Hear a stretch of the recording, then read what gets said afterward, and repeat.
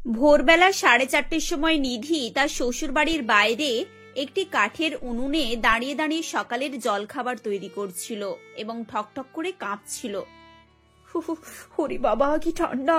এখানে তো মনে হচ্ছে এবার বরফ পড়বে, তার উপরে এত ঠান্ডা ঠান্ডা বাতাস। আমার তো হাড় পর্যন্ত জমে যাচ্ছে যেন। হরি বাবা, একটু আগুনের কাছে হাতটা নিয়ে যায়। কি কষ্ট, কি ঠান্ডা। নিধির বিয়ে হয়েছে আজ মাত্র 2 মাস।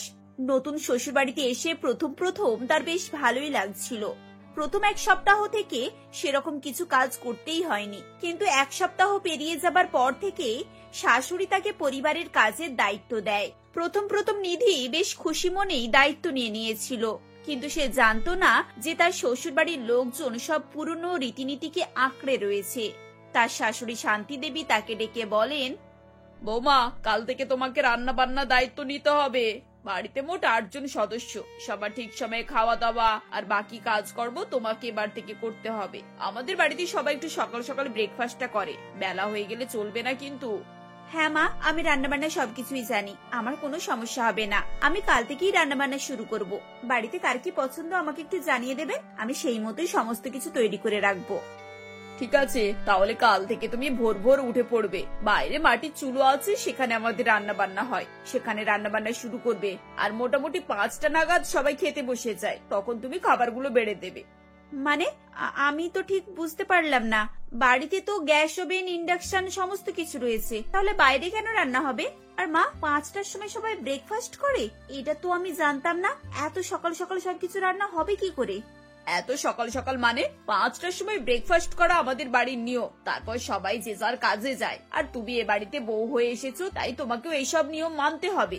গ্যাস ওভেন, ইন্ডাকশন এগুলো সব সময় অসময়ের জন্য। তাছাড়া এইসব জিনিসে খাবারের কোনো স্বাদ হয় না।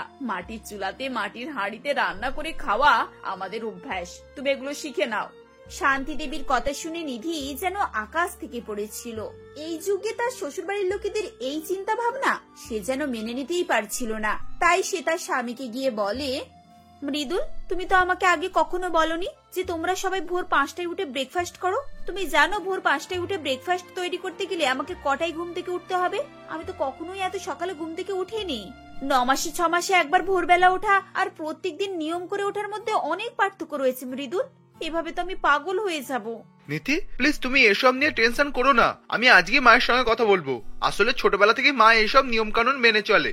আচ্ছা ঠিক আছে, আমি মানলাম উনি এসব মেনে চলতেন, তখন ওনার সময় ছিল, কিন্তু আমার পক্ষে তো এসব সম্ভব না। হ্যাঁ আমি জানি আমাকে পরিবারের সবার খাওয়ার এবং অন্যান্য কাজে দায়িত্ব নিতে হবে, তার জন্য আমি রাজিও আছি, কিন্তু প্রত্যেকদিন সকাল 6টায় উঠে পড়বো আর 8টার মধ্যে তোমাদের ব্রেকফাস্ট তৈরি করে দেবো।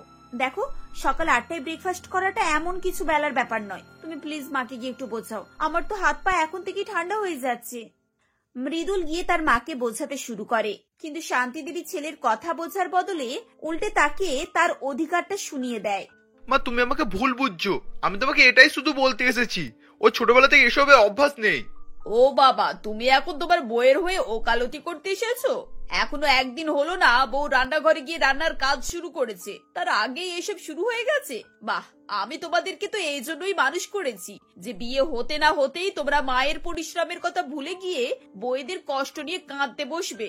দেখ বাবা, ভোরবেলা উঠে কাজ করা আমারও অভ্যেস ছিল না। মায়ের পেট থেকে কোনো মানুষই কাজ শিখে আসে না, কিন্তু শ্বশুর বাড়িতে এসে ওকে এসব দায়িত্ব নিতে হবে। আর খবরদার, তুই যদি বারবার এসে এসব নিয়ে আমার সাথে অশান্তি করিস তাহলে কিন্তু ঠিক হবে না, এই আমি বলে দিলাম। শান্তি দেবীর কথা শুনে মৃদুল আর কিছুই বলতে পারে না।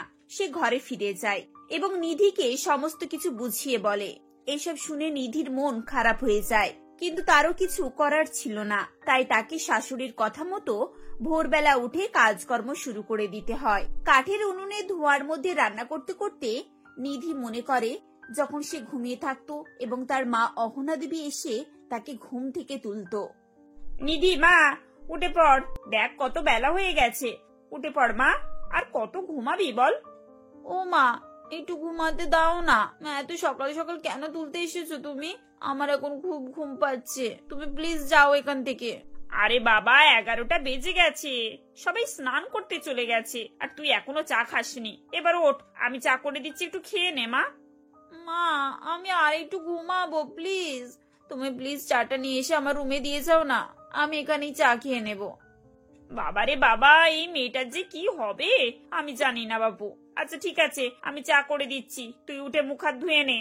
কোথায় আমি 11টার সময় ঘুম থেকে উঠতাম আর হাতের সামনে তৈরি করা চা পেয়ে যেতাম, আর এখন আমাকে এই কনকনে শীতে এসব করতে হচ্ছে, আর ওদিকে সবাই আরাম করে ঘুমাচ্ছে। 5টা বেজে যায়। রান্না বান্না শেষ করে নিধি সবাইকে খেতে দেয়। খাবার খাওয়া হয়ে গেলে শাশুড়ি তাকে বলে, বৌমা, আজ ব্রেকফাস্টটা মোটামুটি ভালোই ছিল, তবে কাল থেকে না তুমি আরেকটু বেশি করে রান্না করো। আর শোনো, তরকারিটা একটু সময় ধরে রান্না করবে। পালং শাক থেকে যেন কাঁচা একটা গন্ধ বেরোচ্ছিল।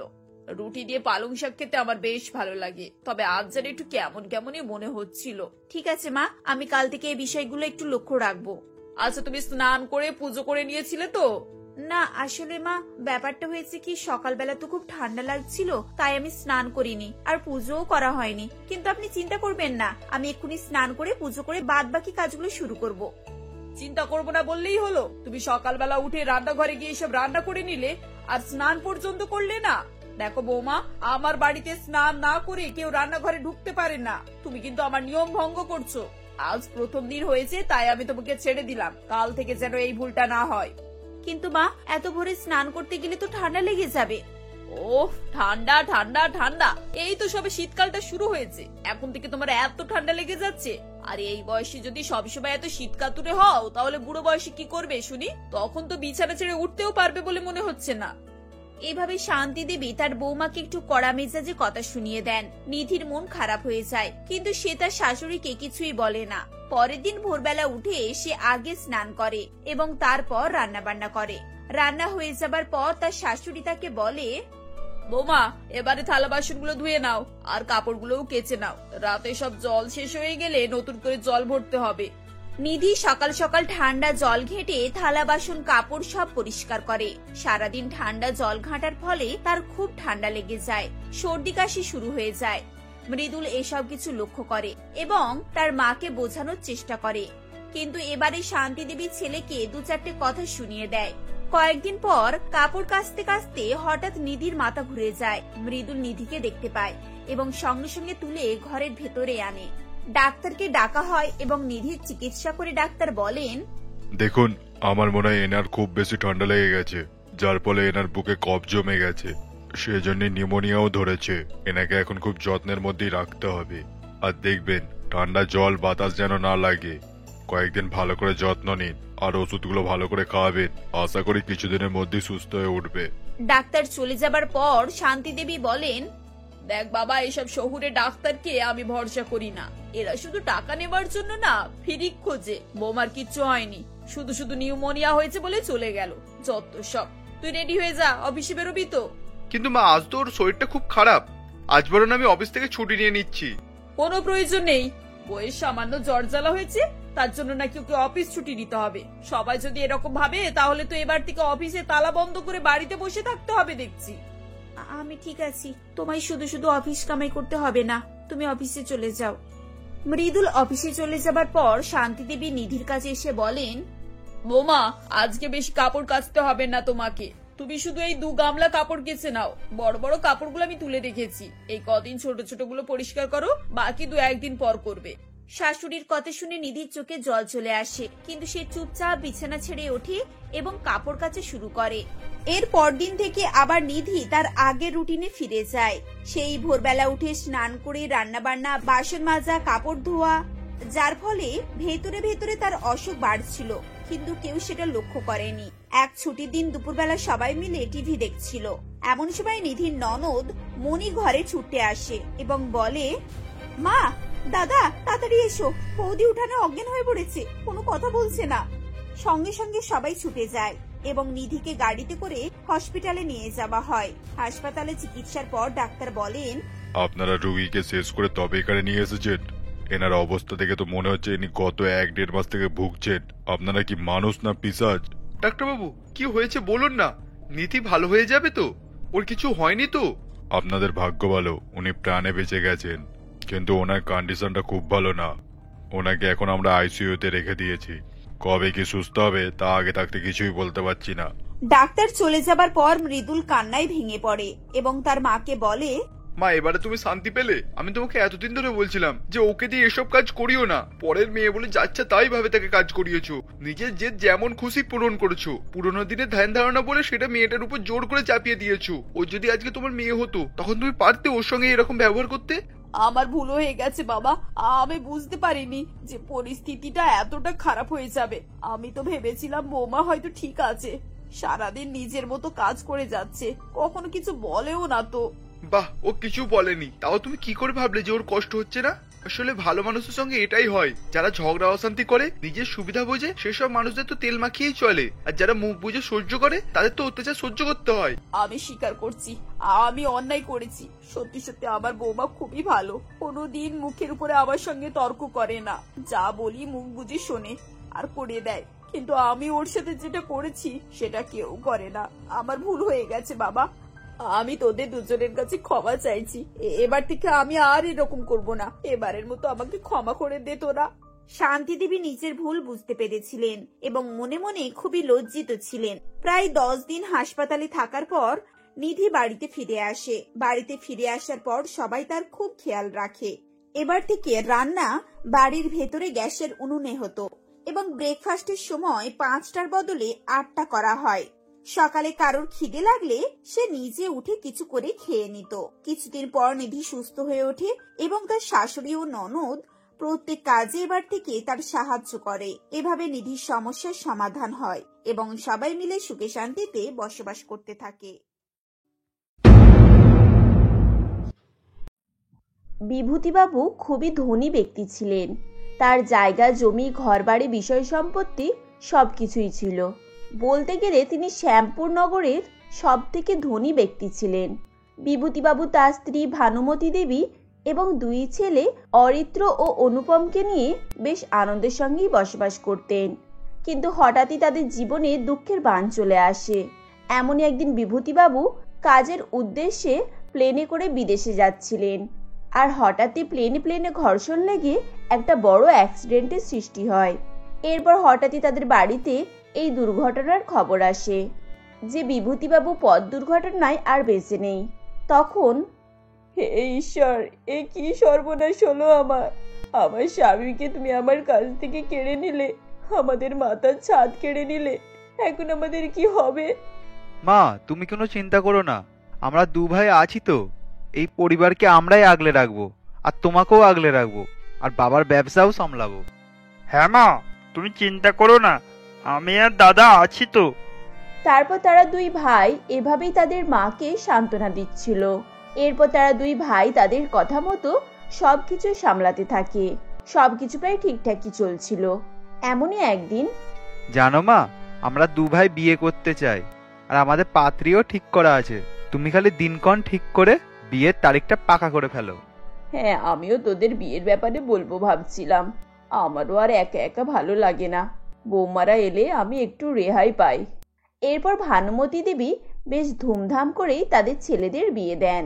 বাড়িতে 2 বৌমা পূজার সোনা একসাথে এলে ভানুমতী দেবীও খুব খুশি হয়ে যান। তারপর বৌমাদের বরণ করে ঘরে তোলেন। এভাবেই সেই রাতটা কেটে যায়। পরের দিন সকালে, বৌমারা সব কোথায় গেলে? এখনো ঘুম থেকে ওঠোনি নাকি?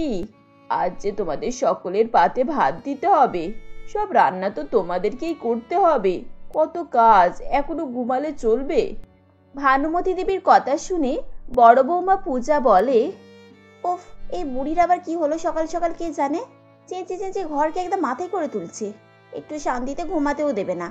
মোরগের মতো ভোর হতে না হতে ককরে কক করা শুরু করে দিয়েছে। অনুপম, মাকে একটু চুপ করতে বলো তো। সকালে কেউ এভাবে চিৎকার করলে আমার ভীষণ রাগ ধরে। হ্যাঁ, আমি এক্ষুনি মাকে গিয়ে বলছি যেন তোমাকে না ডাকে। এরপর অনুপম এসে বলে, মা, তুমি এত ভোর ভোর চেঁচাচ্ছ কেন? তোমার বৌমা এত টায়ার্ড আছে, এইরকম চিৎকার শুনলে তো ওর ঘুম ভেঙে যাবে। হ্যাঁ রে বাবা, এখন আর ভোর আছে, বেলা 8টা বাজে। আজ বৌমাদের প্রথম রান্না, এখনো শুয়ে থাকলে কি করে সব কাজ কমপ্লিট করবে বলতো? ওহ মা, তুমিও না, সত্যি রান্না করার জন্য কেউ এইভাবে তোলে? আর তাছাড়া ওদের এখনো ওটার সময় হয়েছে নাকি? ওরা ঠিক ওদের সময় মতো উঠে পড়বে। এই বলে অনুপম সেখান থেকে চলে যায়। ভানুমতী দেবীও আর কিছু বলে না। এভাবে বেশ কিছুটা সময় কেটে যায়। এরপর পূজা ও সোনা ঘুম থেকে উঠলে ভানুমতী দেবী বলে, বৌমারা এবার যাও, রান্নাগুলো করে ফেলো কেমন, অনেক দেরি হয়ে গেল, লোকজন প্রায় চলে এলো বলে কথা। মা, আপনি ভাবলেন কি করে যে আমরা রান্না করব? আমরা ওইসব রান্না করতে পারবো না, দরকার পড়লে অনলাইনে খাবার অর্ডার করে দেব। হ্যাঁ দিদি ঠিকই বলেছে, আমি ওইসব রান্না করতে পারবো না বাবা। এভাবেই তারা দুই যা মিলে তাদের শাশুড়িকে অগ্রাহ্য করতে থাকে, আর তারা তাদের শাশুড়ি মাকে দিয়ে বাড়ির সমস্ত কাজকাম করাতে থাকে। এমনই একদিন, বৌমা আজ আমার শরীরটা খুব একটা ভালো লাগছে না, হাত পা কাঁপছে আর মাথাটাও কেমন ঘুরছে। আজকে রান্না বান্নাটা তোমরা দুজনে মিলে করে নাও কেমন। অমনি শুরু হয়ে গেল, বাহানা দেওয়ার খালি সুযোগ খোঁজেন আপনি। আজ আমরা দুজনে শপিংয়ে বেরোবো, ওইসব বাহানা দিয়ে কোনো লাভ নেই। রান্না করতে পারলে তবেই খেতে পাবেন, না হলে আমরা আমাদের বাইরে থেকে খেয়ে চলে আসবো। তাই বরং করো বৌমা, তোমরা বাইরে থেকেই খেয়ে নিও, আর পারলে আমার জন্য একটু খাবার কিনে নিয়ে এসো। আজ আমি আর আগুনের তাপে যেতে পারবো না গো। শখ কম নয়, বাইরের খাবার খাবে? টাকা কোথা থেকে আসবে শুনি?